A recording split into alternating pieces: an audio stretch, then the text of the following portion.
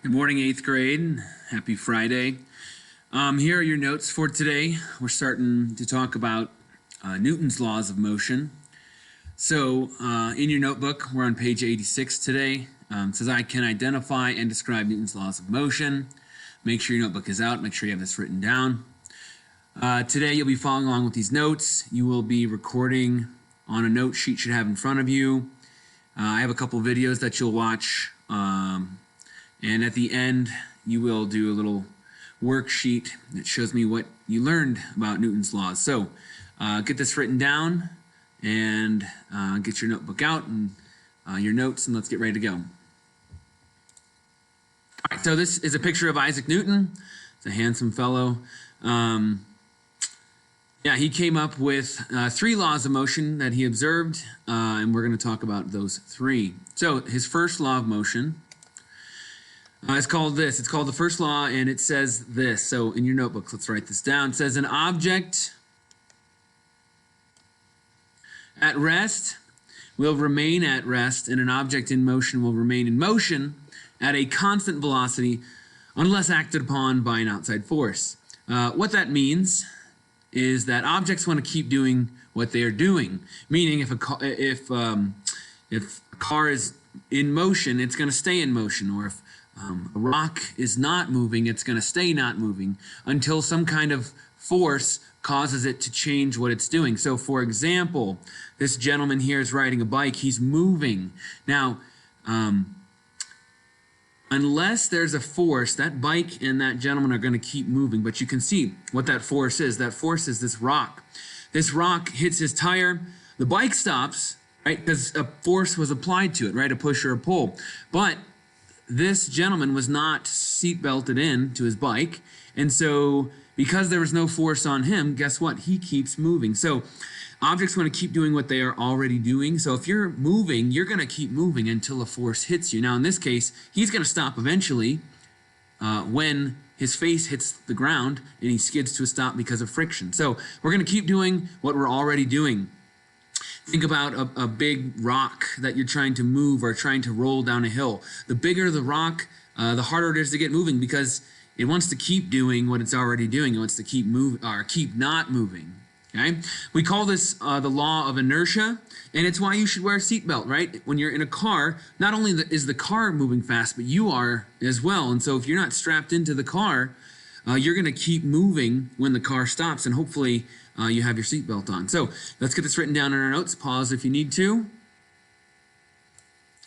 Okay, so this inertia, we said this is the law of inertia. So inertia is essentially the ability to keep doing what you're already doing. So if you have a lot of inertia, it takes a lot of force to change your motion. So for example, again, take a look at this big boulder here. You want to push this down a hill.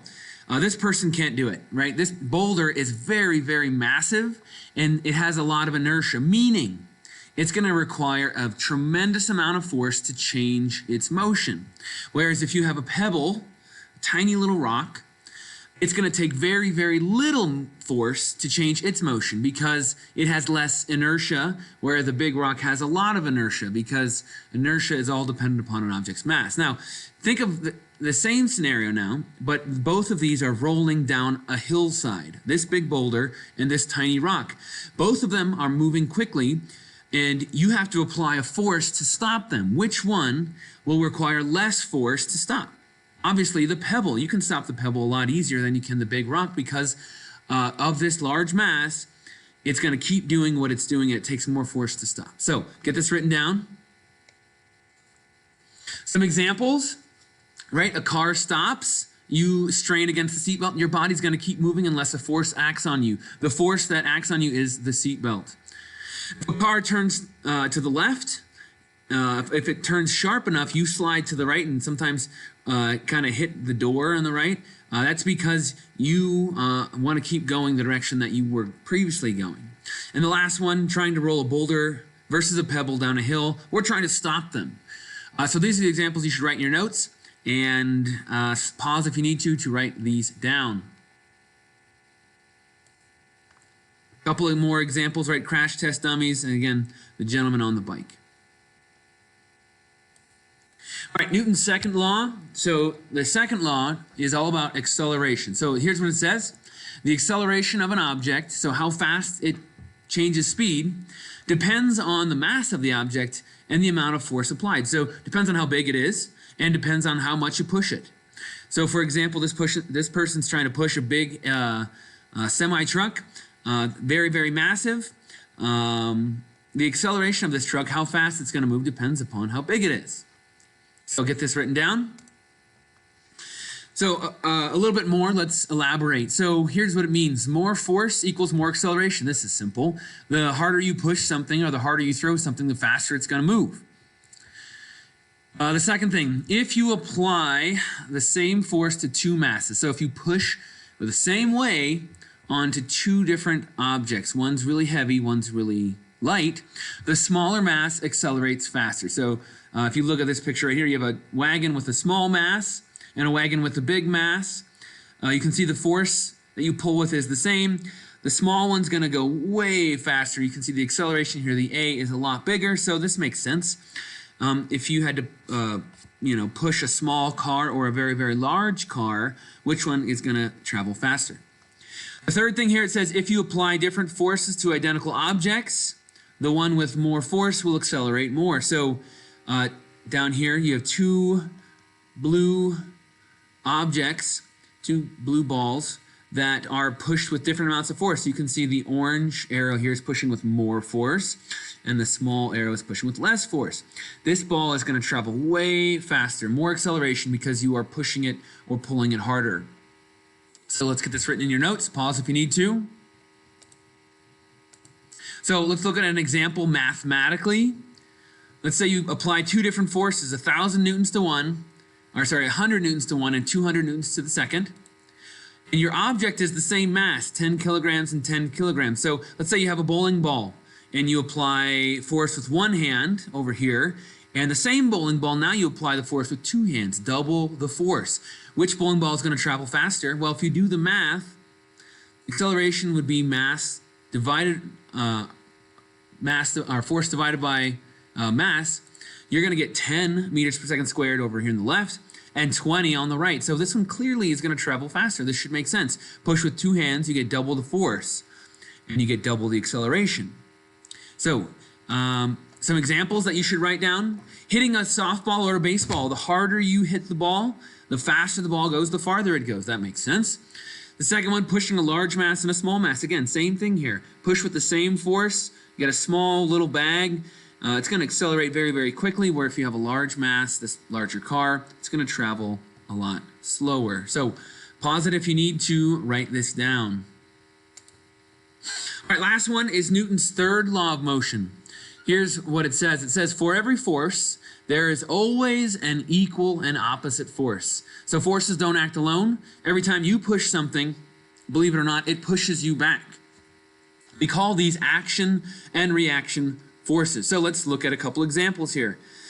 If you've ever been on a skateboard, when you step off one direction, the action is to push off and go to the right.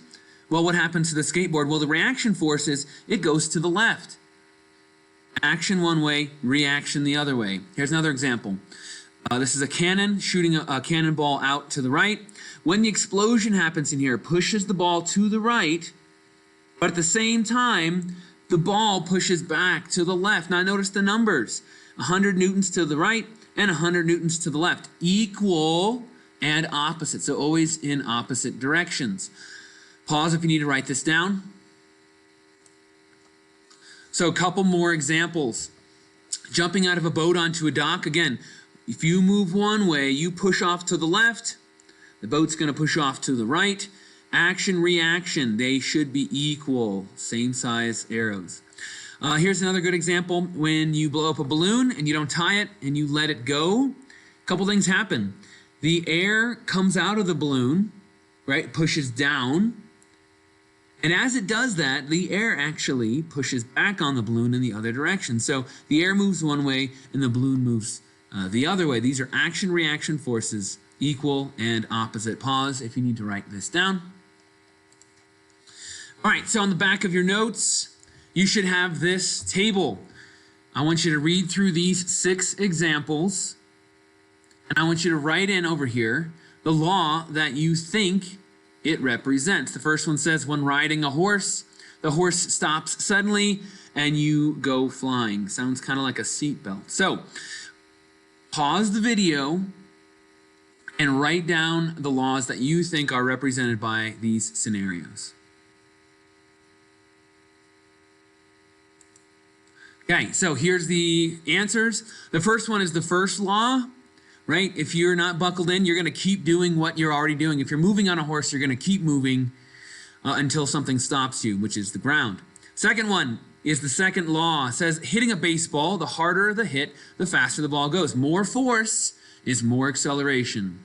Third one, a rocket leaves Earth. The rocket engine pushes gas down out of the rocket, and the gas then pushes back on the rocket in the other direction. So even though the gas is going down, it does push the rocket back up the other direction. Action, reaction, that's the third law. Number 4, when you jump out of a boat to the left, the boat moves across the water to the right. I gave you this example already. That's the third law. Action, reaction, equal opposite. Number 5, the car you're in stops suddenly and you accelerate forward until the seatbelt stops you. That's first law. You keep moving until something stops you. And the number 6, a loaded truck, a heavy truck accelerates slowly versus an unloaded truck, which accelerates a lot quicker, right? Less mass means that you can push it faster. More mass means you can push it slower.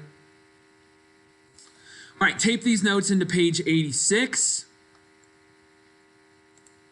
Now what you have, everyone, is you have a reinforcement sheet. That reinforcement sheet you're going to complete individually. It talks about Newton's laws. You are going to hand it in, so make sure you do your best work. And when you are finished with that and you've handed it in, there's a check-in on Classroom that you are to complete.